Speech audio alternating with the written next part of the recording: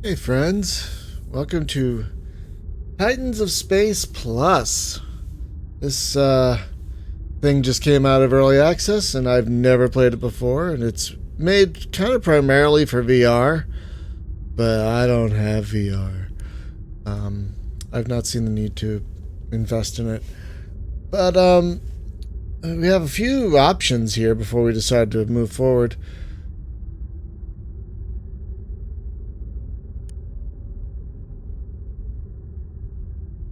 Okay. Okay, we'll keep looking wait mode. And then this one I'm not sure. How can we move forward straight line to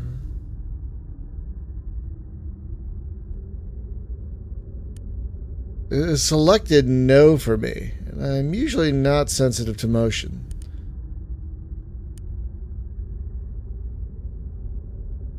Interesting.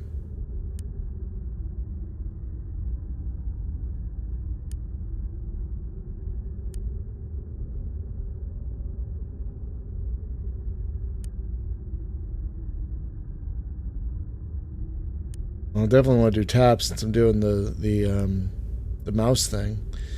I guess we'll continue from here on. Let's see.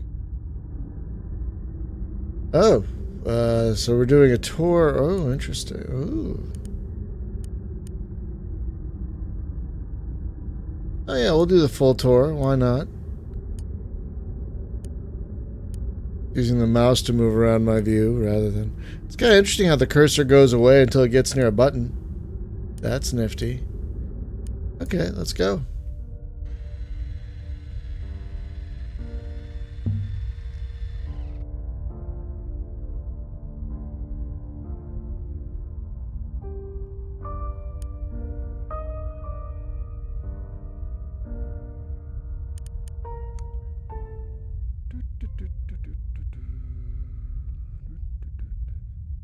Okay. Hello. Let me come down there. Huh. Oh, Welcome to the Titans of Space holographic tour of the solar system. If you'll have me, I'd like to be your guide. I have a lot to tell you about just about everything out here, and I'll do my best to make it worth your while. But first, I have a couple things to tell you about your dashboard. In the lower left corner over here is an orange button that you can use to shut me down anytime you feel like you want to experience the tour in peace. That button can be used to pause and unpause me, and then the button below that will restart me for that tour stop. Over here on your right is a blue triangle button, and you can use that to continue to the next step of the tour anytime you wish. But if you want to listen to all that I have to say, you'll have to wait until I finish up and disappear before continuing on. All right, well, let's begin our journey through the solar system. And we'll start with Earth. Here is a miniature of the Earth, a toy sized planet about 12.7 meters across, or about 42 feet. Its actual real life size is a million times larger, and it is shrunk down like this to allow your human eyes to get a better idea of how the sizes of each solar system body compares, as well as enabling us to be much more hands-on with this stuff. Now, the distances are not to scale. They have no bearing in reality whatsoever, and of course the moon is much further away from the Earth than this, like almost 40 times further. If the moon was this close, we'd be doomed. And of course, we're not that close to the sun. Again, it's just pushed together for effect and to make talking about all of this easier. You'll be able to see how things look at real distances later on.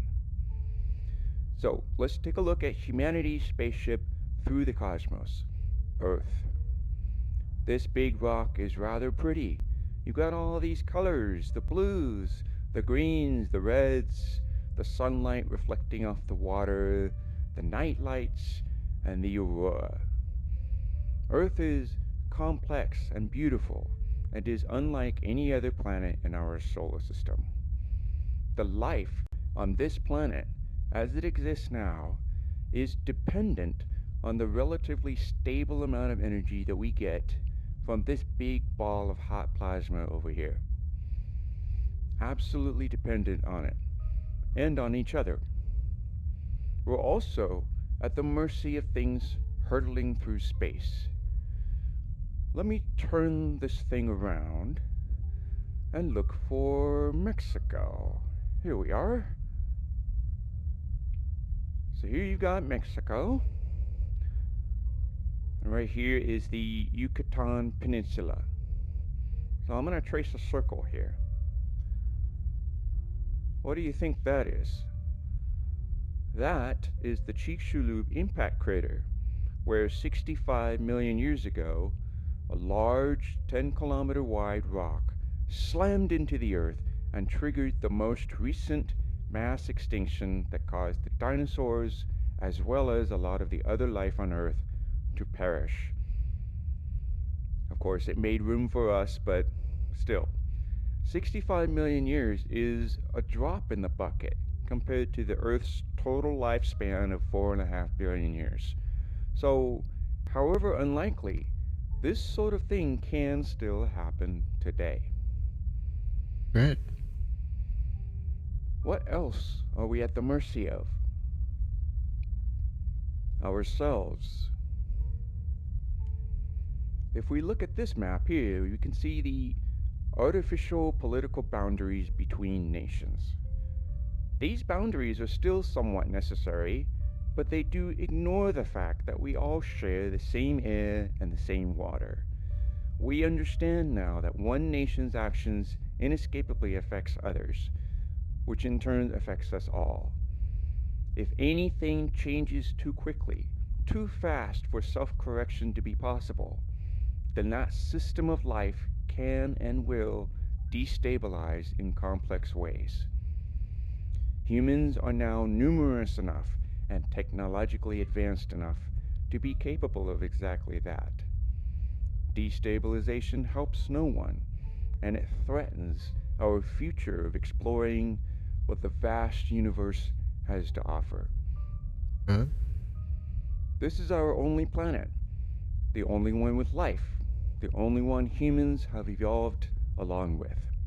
But even if we had already colonized Mars by now and could keep the human race going somewhere else, Earth is always worth saving, as it and all of its life is the priceless end result of billions and billions of years of happy accidents and sad coincidences.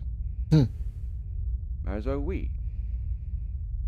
You happen to be alive at a most interesting time. Humans just beginning to play the role of the universe experiencing itself, while simultaneously racing against the clock to both save themselves from their planet and to save life as we know it from themselves. And no matter how it turns out, that is an epic story, and you are part of it. The outcome isn't guaranteed yet. Let's all do our best to fight to be good stewards of our homeworld. Now let's turn our attention to the oceans here. You can see a lot of detail on the ocean floor on this map. Lots of ridges, wrinkles, and trenches that whisper about the existence of plate tectonics. And over here you'll see Hawaii and whoa. If I were an alien approaching Earth for the first time from this angle, I would think it's a water world. And indeed, the Earth is covered 70% in water, even though it is a very thin layer of water. But that is quite a sight to see it without all the clouds in the way. Over here, you see the Mariana Trench, this dark curve here, the deepest natural point in the world at 11 kilometers deep. Interestingly, though, this trench is not the closest point to the center of the Earth. Where do you think is the closest? the poles. The Earth isn't a perfect sphere, and it is instead oblate or flattened a bit due to the centrifugal force from its rotation. So the equator is actually about 25 kilometers further away from the center of the planet than the poles. Hmm. In that center of the Earth, there is a big and hot metallic core that takes up about 55% of the Earth's diameter, which is a rather typical percentage for a rocky silicate planet such as this one. The outer core is mostly liquid iron and nickel, while the inner core Hmm. is solid and mostly iron. Despite being made of metal, that liquid outer core is very fluid and turbulent due to its high temperature. The exact structure of that solid inner core is still being researched, however. Some studies suggest that one side is crystallizing while the other side is melting. Another possibility is that it is a single solid iron crystal. Either way, the inner core is slowly cooling down over time. And because it is cooling down, the solid inner core grows larger by about 1 millimeter per year. I'd say the core is cooling down, but it still has a surface temperature that is the same as the surface temperature of that sun. Wow. 4.5 billion years is a long time for a bunch of metal deep underground to stay so hot. I'd like to talk about the moon next, but Hmm. I'll save that for the next tour stop. So I'll see you there.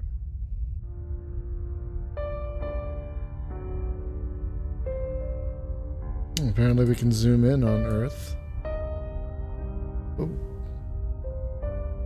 I could see this being pretty cool in virtual reality.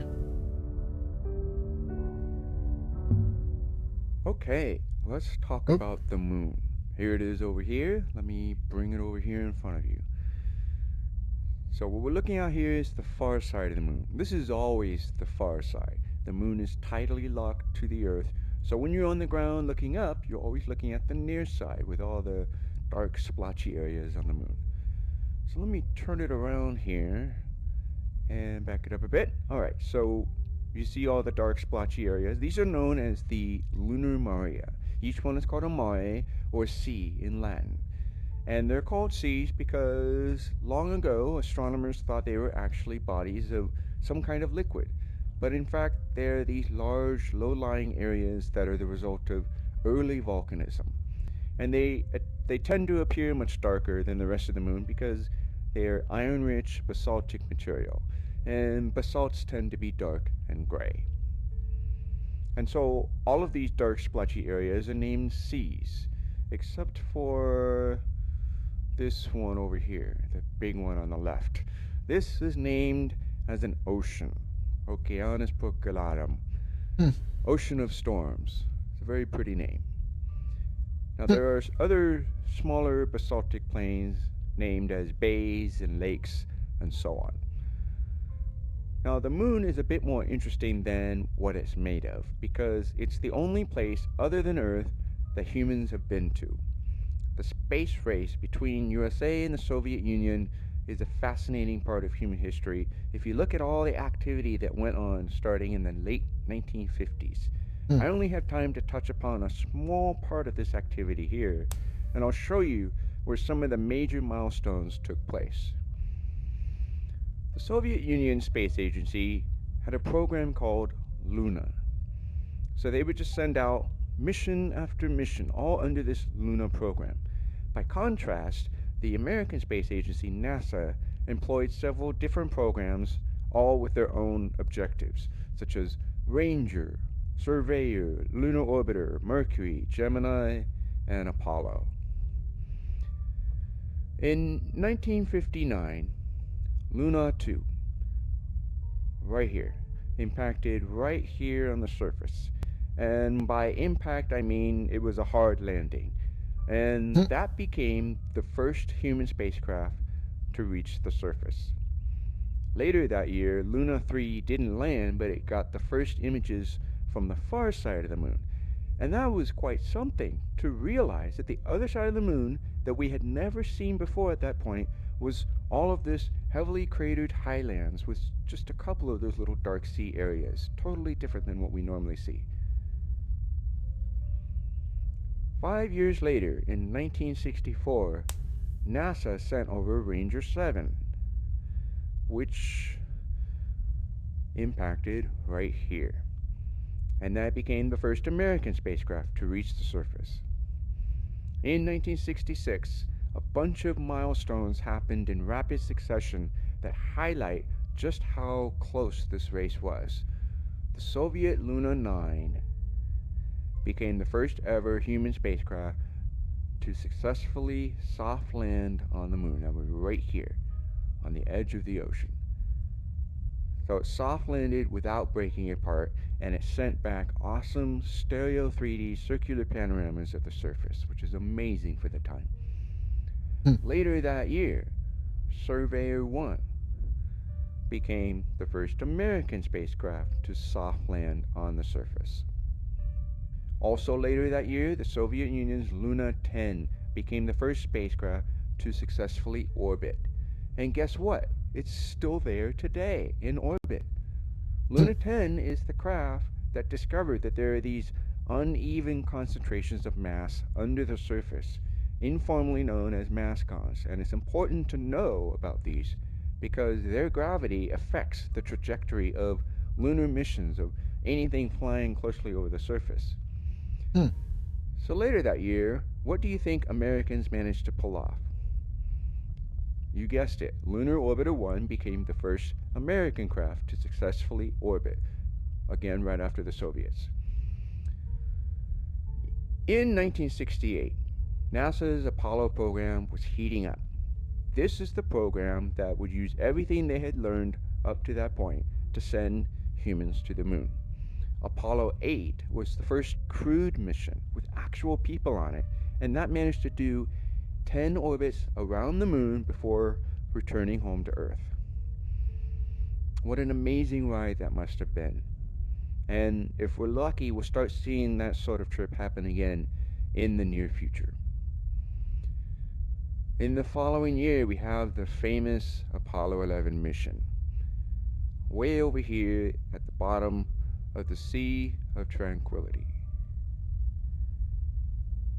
This is where the first humans were able to land and set foot on the moon.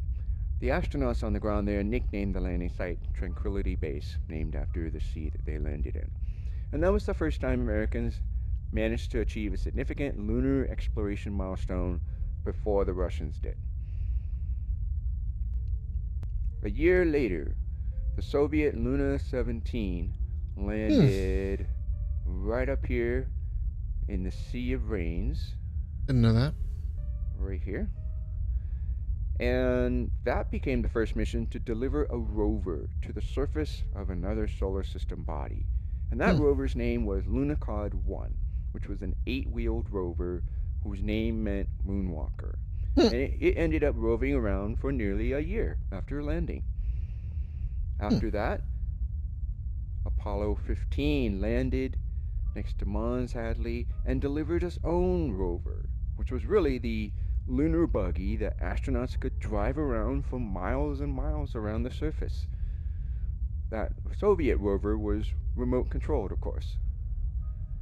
In 1972, the final Apollo mission landed right over here, Apollo 17, in the Taurus-Littrow Valley. And that was the last time humans set foot on the moon, at least for now. And then the final Luna mission, Luna 24, touched down right here, and it was a sample return, so it brought back a little bit of lunar regolith, or soil, back to the Earth. So that was 1976. It was quite a dry spell after that, in terms of craft actually reaching the surface with some sort of soft landing, or any kind of landing. And it wasn't until 30 years later, in 2006, that somebody sent a craft to the surface called Smart 1. And who sent it? ESA, the European Space Agency, and that was the first time somebody other than the USA or Soviet Union did something with the lunar surface. Not long after that, in 2008, somebody else sent a craft to the lunar surface called the Moon Impact Probe. And who sent that? The Indian Space Program, Hmm. ISRO.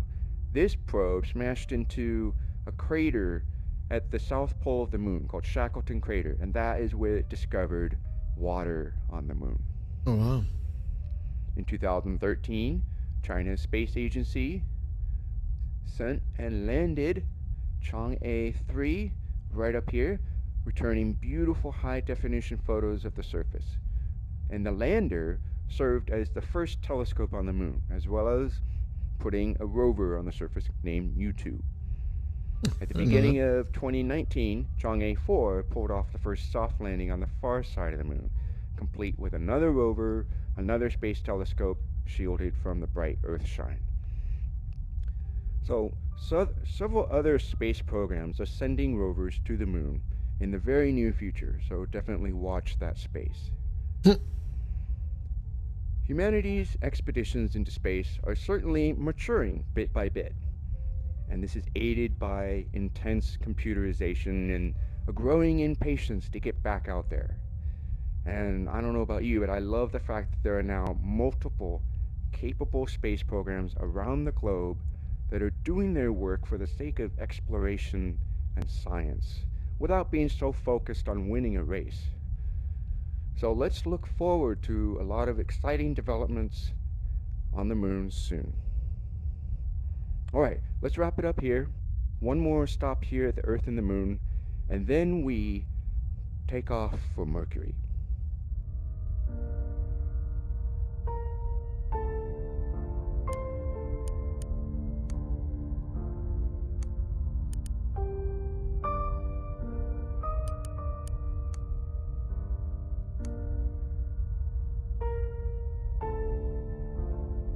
All right, this is interesting. I learned some new things today. Um, do Mercury and then we'll call it.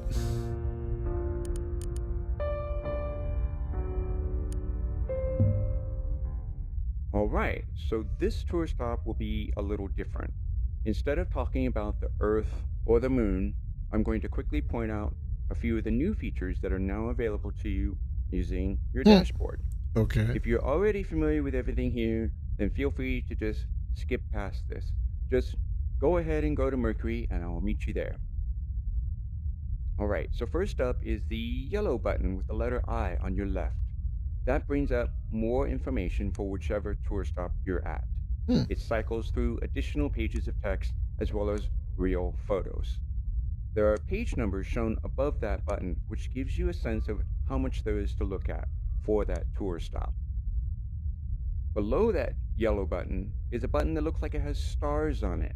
That takes you back to the tour map at any time. You can use that map to jump straight to any tour stop that you've already visited. Further to your left is a light blue button that activates a side-by-side comparison. Oh. To your left is a light blue button that activates a side-by-side comparison mode. Hmm. So for example, right now you're able to see the Earth and the Moon next to each other, which makes it very easy to compare their sizes. With this feature, you can basically arrange any two solar system bodies next to each other to satisfy any size-related curiosity you may have. Over here on your right are a pair of small green and red buttons. Those are the options and help menus, respectively. And then over there, all the way to your right, is a gray button with a 0G on it. That activates the zero gravity EVA mode, where you can get out of your seat and float around here using your thrusters, or just to grab onto planets, moons, or your frame here, and so on. You'll definitely want to look at your controllers to see how to move around in 0G. For example, if you start falling toward the sun, you want to know how to brake and how to come back to the cockpit. When you get close to a planet or moon in 0G mode, you'll be able to see surface labels for most of the interesting features, as well as points of interest where various spacecraft have landed or crash landed. You'll have the ability to toggle these on and off, for example, if you wanted to quiz yourself, or if you just wanted to see the planet in its naked state. The only planets that don't have labels are Earth and the major outer planets. For Earth, well, you can just refer to your favorite mapping software.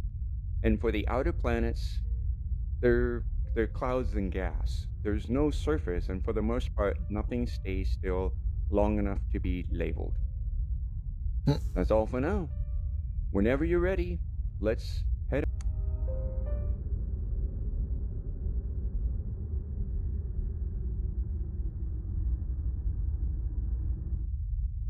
That's all for now. Whenever you're ready, let's head out. Okay. What do you do with this mode? That's all for now. Okay. Whenever you're ready, let's head out No, this to is Mercury this is and not journey through the rest of our beautiful solar system. I hope the audio sounded okay there. I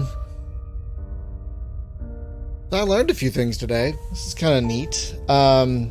It's of a game, more of a guided tour, it seems like, but yeah, I dig it. You know, I mean, again, this probably looks great on oh wow, look at that. This probably looks great on virtual reality, but you don't have to have virtual reality to use it, which I think is nifty.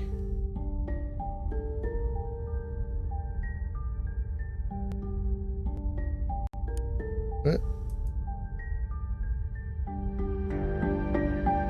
Oh. Huh. That's cool. So you can play with things like gravity and things. So yeah, it's kind of a first-person astronomical tour. The right word? I don't know. Anyway, so yeah, this just came out of early access, and it's a little different. It's not really a game; it's more of an educational tool. But I mean, it's it's got its use for people who want to visit the moon, for example. I don't know how to do it.